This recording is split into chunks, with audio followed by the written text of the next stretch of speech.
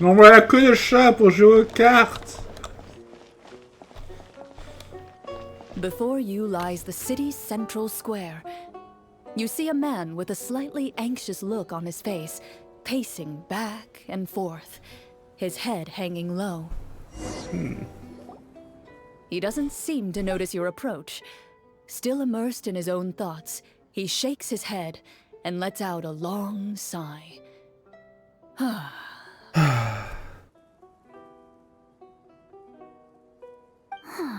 This guy seems promising enough. Maybe I can get some information out of him. Hello, sir. Is there anything I can do to help you? Wait, you're... I'm... Oh, dear goodness! You're a Marashose hunter! You recognize us? Ah, are you one of the people who wrote the commission letter? Yes, yes! Oh, I didn't expect you to actually come. Oh, what great news! The city is saved! What happened here?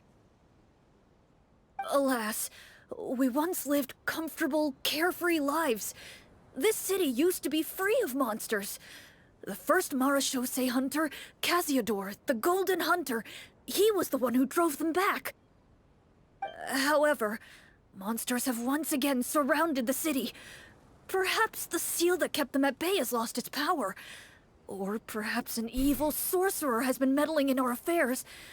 All I know for sure is that their return has stripped this city of any chance at peace. Are there not enough soldiers to drive them out? It's not a question of numbers. The guards simply have no idea how to deal with them. Most people my age have never even seen one of the monsters, much less been trained to fight against them. What's worse, many of us don't even know the history of the Marashose hunters anymore. When I was a child, though, my grandfather would tell me stories about how the Marashose hunters drove back the monsters. So, on the off chance that something might come of it, I decided to reach out to you. To be perfectly honest, I was starting to think all those stories were just tall tales. But now that I've seen you in person, I finally know that it was true! Well, you can rest easy, friend. The righteous and formidable Marashose hunters are on the case. The man is touched by your determination and resolve. His eyes begin to well with tears of relief. Still, if we are going to hunt the monsters, we need to know where to find them. Can you give us any leads? All I know is that the area outside the city is dangerous. I'm afraid I can't point you toward a specific location. Oh, although, if you leave the capital through the main gate and follow the road, you should run into a group of guards. They might know more about where to find the monsters. I see. We'll go look for them then. All right, be careful. Oh, and one last thing. The monsters outside the city are just part of the problem. There are evil sorcerers inside the city as well, so be on your guard. They're actively working with the monsters, and have corrupted the court ministers with malicious magic. They're the reason why, even inside the city, everything has been a giant mess. Even one of our kindest ministers has turned into a boorish and unreasonable figure, interested in nothing but enacting laws that exploit the people. Who knows how much longer we'll be able to go on like this. Talk about being stuck between a rock and a hard place. I feel bad for him. Maybe we should try to cheer him up? Furina, vous pourriez peut-être chanter. Huh? Like, now? Is this really the right time? I appreciate your kindness, but for now, it's more important to focus on the crisis at hand. Brave hunters, I leave the future of this kingdom to you.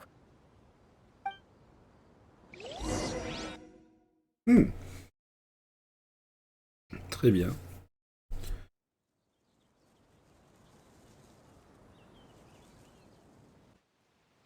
Ah, on a changement changé d'endroit dans le monde réel, c'est ça?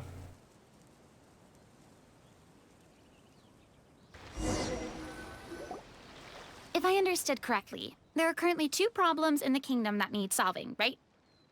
Exactly. We need to defeat the monsters outside the city and take down the evil sorcerer stirring up trouble from within. But which problem should we tackle first? Well, this seems like a good moment for a break. Take some time and discuss what you want to do. Let me know when you've made your decision. I really didn't expect the people in the city to keep us at arm's length like that. I totally thought the hunters would be treated like heroes. Well, Clorinde said the script took cues from the real history of Fontaine, right? Maybe the real-life Marachose hunters were also treated like that. I wouldn't say it's a perfect representation of history, but there are definitely some similarities. Would you like to hear more about it? Sure. As long as it doesn't spoil anything in the script. You brought up bits and pieces of the hunter's history before, but it was all in passing. Paimon wants to know too! The hunters were super powerful, right? Were they all from a special line of supernatural beings or something? Kind of like the yokai in Inazuma? No. All Marachose hunters were ordinary mortal fighters.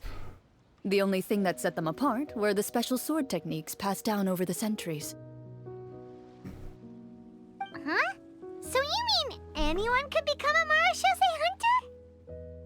In theory, yes. All you would need to do is survive the rigorous training and master the swordsmanship techniques required to fight the monsters. Still, most people dropped out at the early stages, and others called it quits the minute they saw a monster in person. To become a hunter, you must be strong in both body and mind. What kind of monsters did the hunters fight exactly?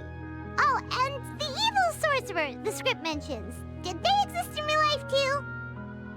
The land of Fontaine once played host to an ancient dynasty known as Remuria.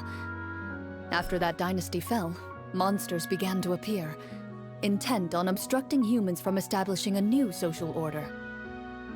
One of the ancient sorcerers of Remuria used his power to assemble a formidable army of golems. He sought to use that force to establish himself as king. Now wait a second. Don't tell me that guy was the inspiration for the evil sorcerer in the script. We still haven't found any in-game information on him yet. So, why don't you talk about someone else for now? Well, I wasn't planning on going into anything you might be able to find out in the game. But if you want me to talk about something else, then... How about Casiodor, the Golden Hunter? Or Egeria, the ex-Hydro Archon? Wait, but those people are all from a super long time ago. Where did you learn all this, Clorinde? From my master. Huh. By master, you mean Miss Petronia? Someone you know? Absolutely. Miss Petronia and my father were good friends. Back in the day, she would often bring Clorinde over to play, but then... Let's not get off topic. Anyway, back to what I was saying. Responding to Egeria's call, a number of warriors followed Casiodor into battle against the monsters. This group of warriors, under Casiodor's leadership, became known as the Marachose Hunters.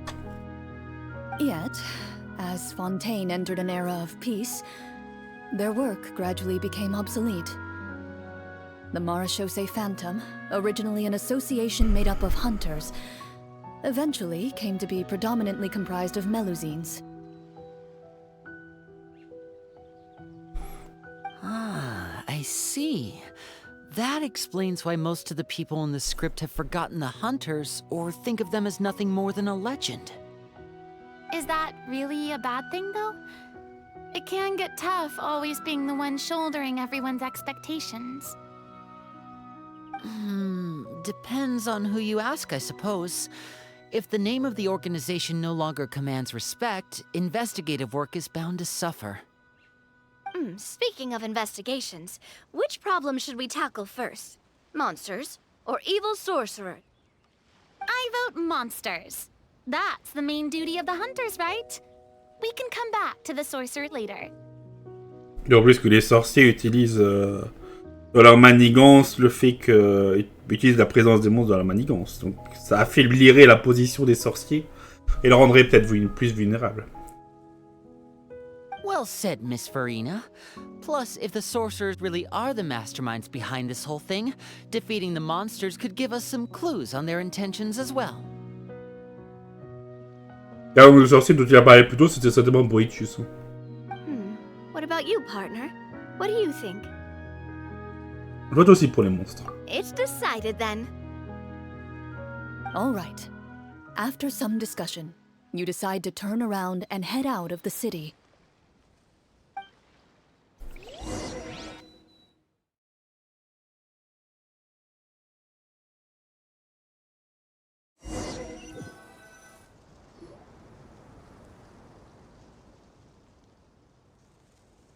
Let's take a look around, like that guy said.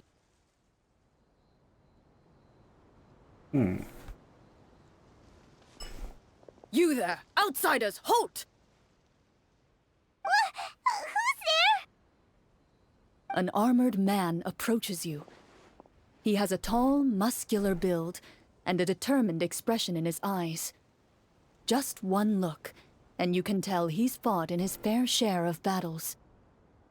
Although he's trying his best to conceal his current state, his uneven gait and the sweat dripping down his forehead make it obvious that he's been wounded and is in serious pain. I'm the captain of the guard. I saw you sneaking around the city earlier, so I'll only ask this once. State your purpose, or it's off to the dungeons for the lot of you. Wow, it's been a while since someone's been this suspicious of us. I said talk, not whisper between yourselves. Have you ever heard of the Marchese hunters? Marachose hunters? Ha!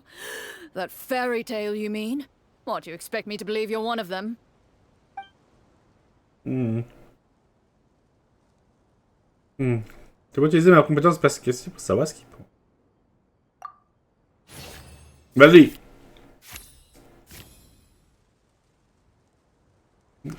Autre terminé.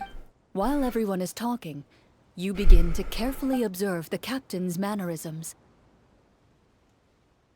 Every so often, you see him glance toward a particular direction, with a pained expression on his face, as if an invisible thread is tying him to an unknown place. As you follow his gaze, you vaguely recall that the location he seems fixated on is known for its difficult terrain.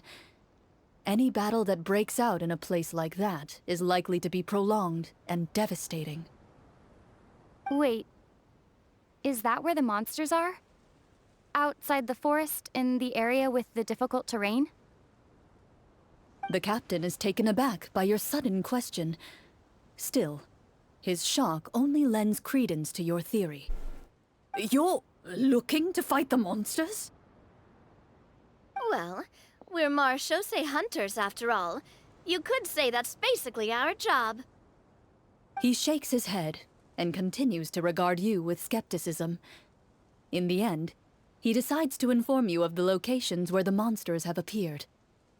Those monsters aren't easy to deal with, but if you insist on going, I won't stop you either. I just hope all the guards will be able to come back to their families alive. I wish you the best of luck. Autrement, il se dit, bon, tant pis, laissons les y aller. Vu que c'est ce qu'ils veulent. On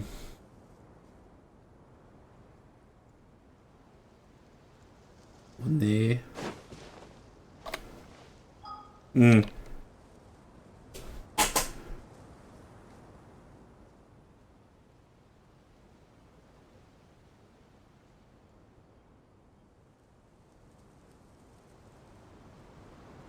Ah! Oui, je vois où on est. C'est le bois des murmures à côté de Mondstadt. Je le reconnais pas parce que, en fait, normal, il y a la vallée Tombe Étoile qui est juste là-bas. Mais la carte a été modifiée. Normalement, on devrait voir le lac de cidre là, mais il a été peint en vert. Je crois. Based on what the captain said, the monster should be right up ahead. Let's go. Hopefully we're not too late.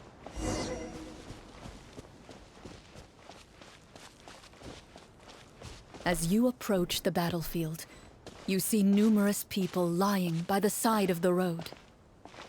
They appear to be dressed like guards. Their faces are filled with desperation and terror. Some are screaming and cursing in vain, as if still trying to banish the monstrosities they saw from their minds.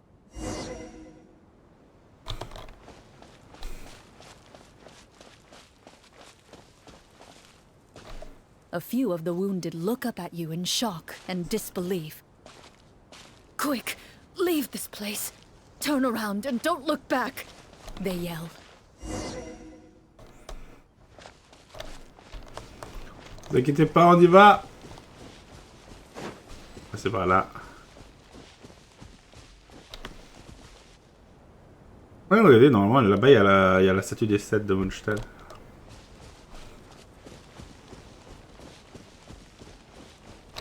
Ouais, c'est là où il y a les brutes communistes qui sont de très bas niveau, d'habitude. Ah oui, ils ont changé la carte. Ils ont repris la carte, mais ils ont fait des modifications.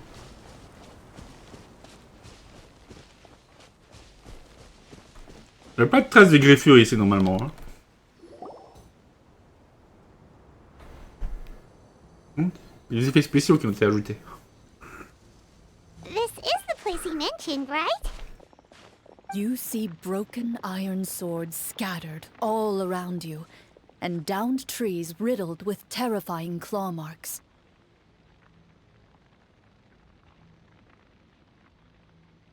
All the signs point to one thing. A truly devastating battle just took place here. Be on your guard, everyone. The monsters might still be around. Before you can finish your sentence, you hear rustling sounds from the surrounding bushes. The monsters have emerged. They close in on you without fear. You get the impression that, in their bloodthirsty eyes, you're just another meal for them to devour. A little help here! This thing wants to eat Paimon! Your battle round begins now.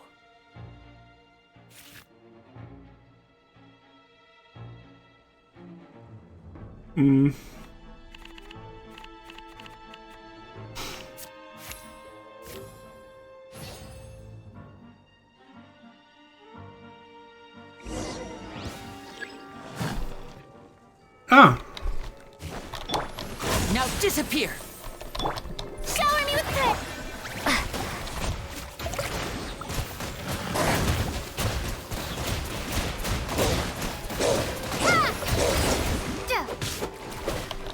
Wipe out!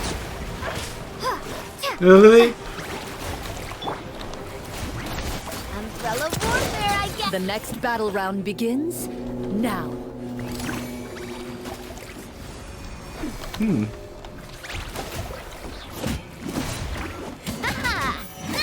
Le golem. Feeling lucky? Coming at ya! That's fun! The monsters let out a terrifying roar of anger and resentment before dissipating into thin air. Ugh, thank goodness it's over. We're lucky the Marashose Hunter class came with all those preset skill points. Otherwise, we would have been in some real trouble. I never knew the Fatometer even determines the amount of damage you inflict. If you get unlucky, isn't it just game over right then and there? That's part of the fun. The uncertainty of fate is what gives these games their appeal. Just as you begin to celebrate your victory, a suspicious lump on the ground catches your attention. A suspicious lump. Wait, could treasures after every battle? I walk up to it, crouch down, and begin to carefully examine it. I've still got my right glove on, so it should be fine for me to touch it, right? As you investigate the mound, you discover that the exposed portion appears to be made of wood. It was previously obscured by the large form of the monsters. With the monsters gone, the small protrusion now awaits your discovery, poking out of the ground like a shy flower bud. Whoa, it's a treasure chest! Déterrons-le. Coffre au trésor, ouais.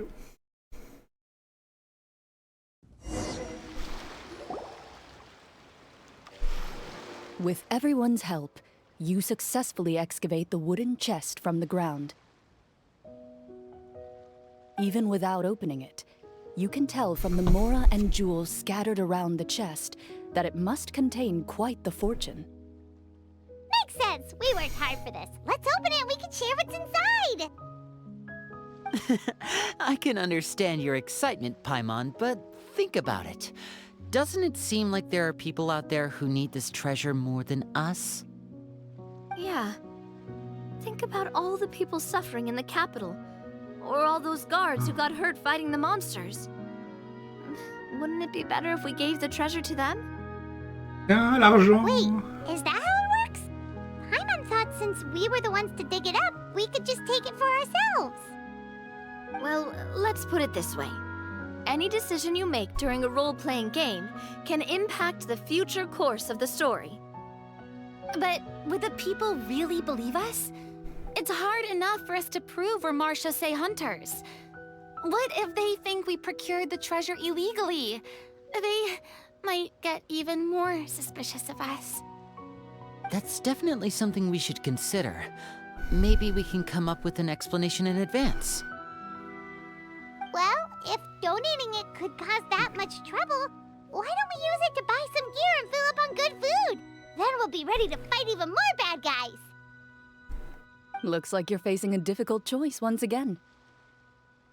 Well, it's getting late. Why don't we call it a day for now? Wow! Where did the time go?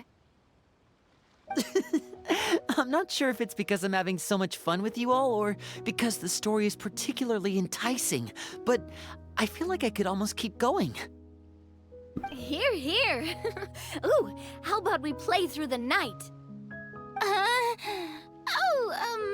I'm not sure I'll have enough energy for that.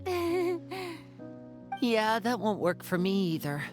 Lynette will give me an earful if I get home too late. I understand how you feel, Navia, but we have to change venues for the next part of the story anyway. Huh? Another location? Mm-hmm. There's a special note for the GM at the end of this section that says to proceed to an indoor set for the next part of the script. Whoa, they really pulled out all the stops for this new script. Well, even if we end the game for the day, we can still stay a little longer and hear Clorinde finish her story, right? Paimon wants to hear more about the history of the hunters. Something tells me you just want to finish the free desserts before we break for the day. That's just a coincidence, okay? Besides, to Paimon, not finishing free food feels even worse than having to buy her own. And anyway, Paimon really does want to hear more about Clorinde's master. Well...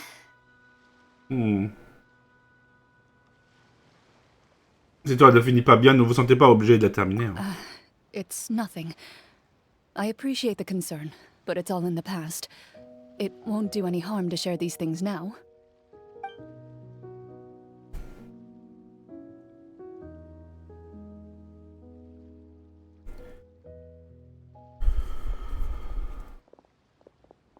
My earliest memories are of living with Master. According to her, she saved me from certain people of ill repute. My birth parents had left me behind some time before that. What a heavy beginning for a life story. Master was a fascinating individual. if inexperienced in the ways of raising children. My first ever toy was a short sword. Although I suppose it wasn't so much a toy as something Master removed from her waist and handed to a noisy child in need of distraction. Oh wait, so she handed an actual sword to a child? Isn't that dangerous? Did you hurt yourself? Of course I did. I cut my palm and bled quite a lot. But Master was not concerned. She just stood there and casually lectured me about it. See, that's what you get for not holding the sword properly, she told me.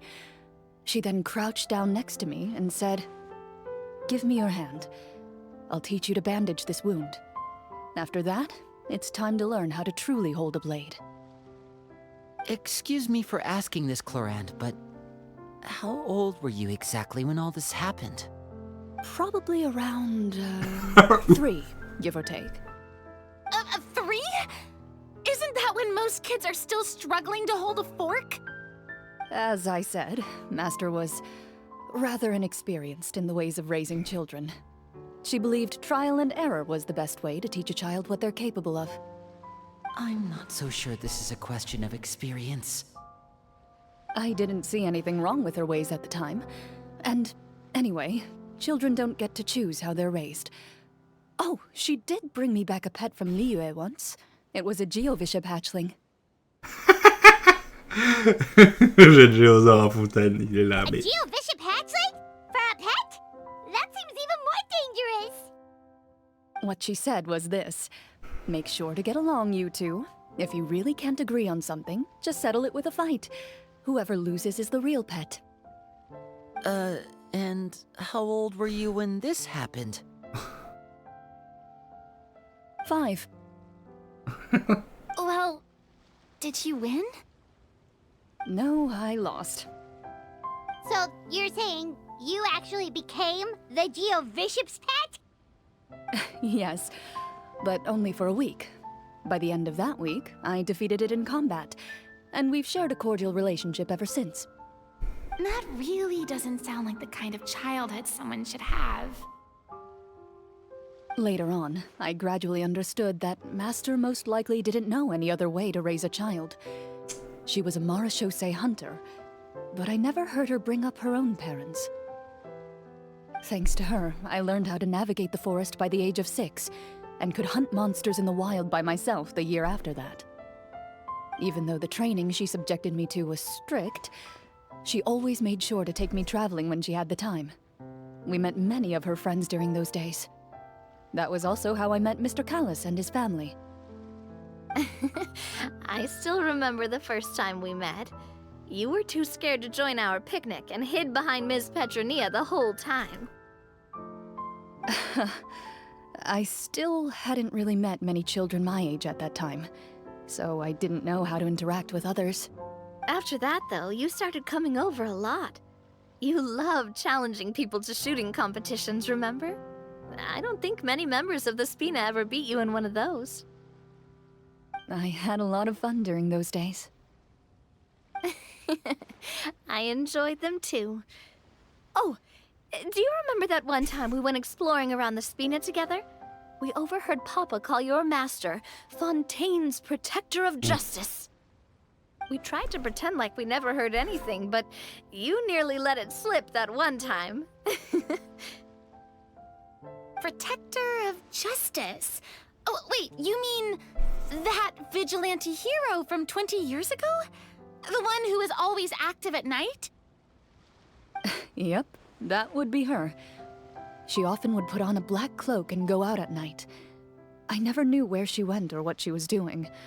Until, like Navia said, we overheard the truth from Mr. Callis that night. 20 years ago, huh? I still remember the guards leaving all kinds of witness reports about her on Nervalette's desk. My apologies. Oh, there's no need to apologize. You had nothing to do with it. And anyway, everything she did was for a good cause. Although, calling herself the Protector of Order was a bit much, especially when she deliberately operated outside the law. Huh? When did the Protector of Justice become the Protector of Order? Oh, she had a bunch of code names. I heard she would just come up with a name on the spot whenever she was asked. Later on, she probably got sick of answering those questions and decided to stick to just two. The Protector of Justice and the Protector of Order. That sounds like her, all right. I bet she forgot which of the two she'd use by the time she got back each night. Well, she certainly sounds like a fascinating individual. With her strong sense of justice, it's no surprise her student followed in her footsteps. It's true. I always wanted to become like her. Someone powerful, independent, and with a strong sense of conviction. But...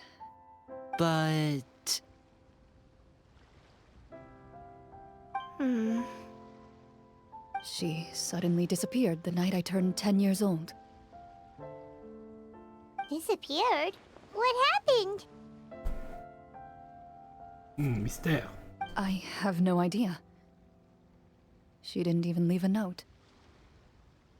I was never able to find out where she went. That night, I was celebrating my birthday at Navia's house, but Master never came to pick me up. When I returned home on my own, it was to an empty house.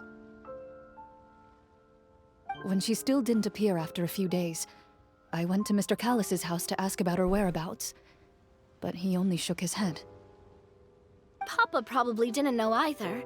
I know he sent a few people to investigate the matter in secret, but they never found any credible leads. Don't worry, I understand. To be perfectly honest, given Master's personality and way of doing things, it all made a lot of sense. If I had to guess, I'd say she probably used it as an opportunity to force me to become independent. Just like how, when a litter of kittens reaches a certain age, the mother willingly leaves them behind. Were you upset, Clorinde?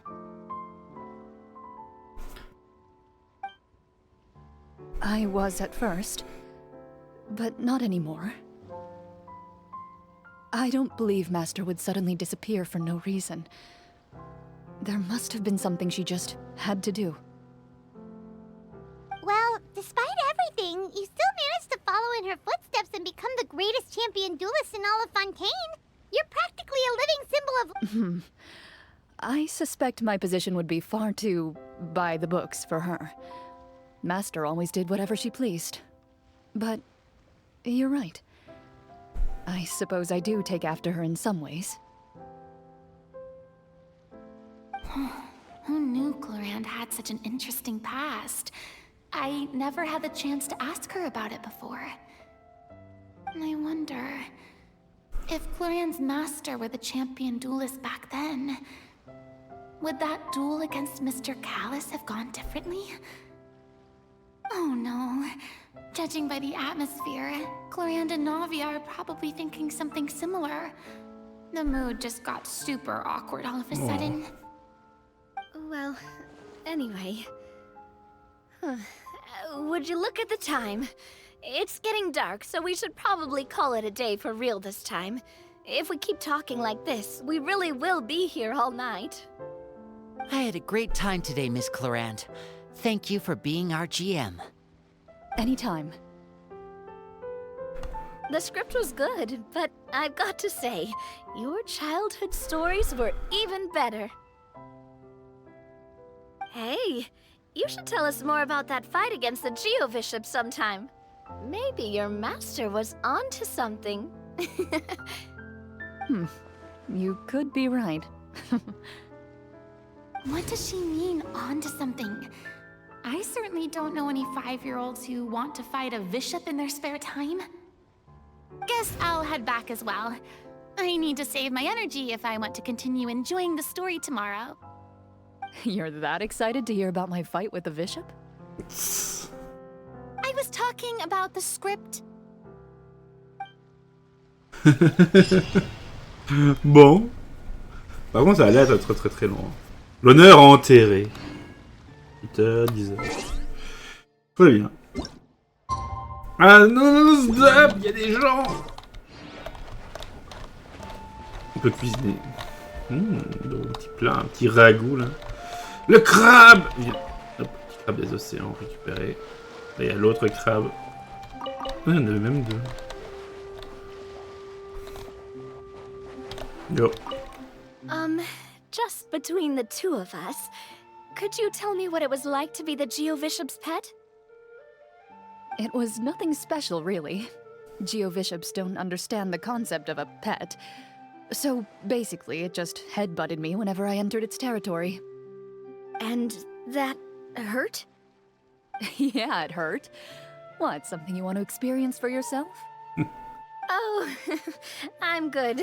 Thanks.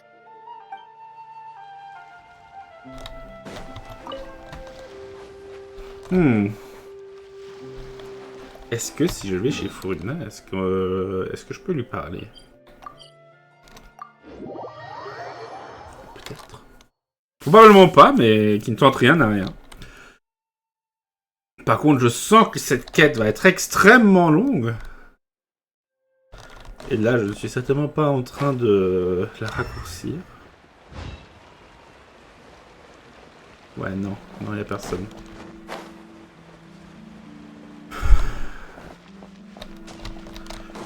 Furina n'est pas chez elle. Est-ce qu'il y a quelqu'un à l'hôtel bouffe d'été?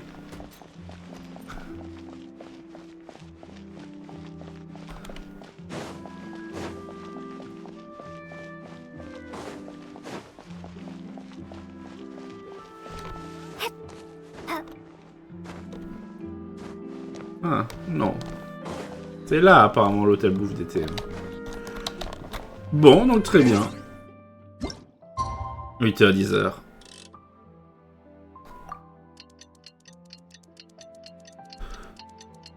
On y va, on y go. Let's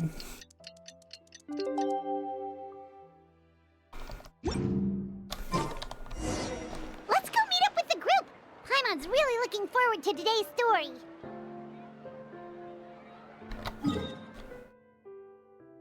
Oh.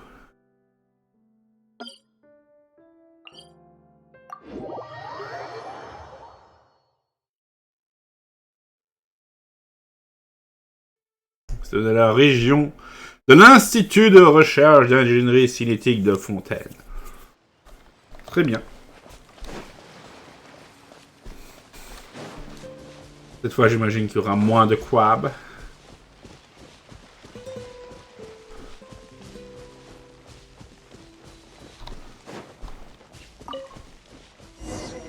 Bon. Ah bah tiens. Un champignon.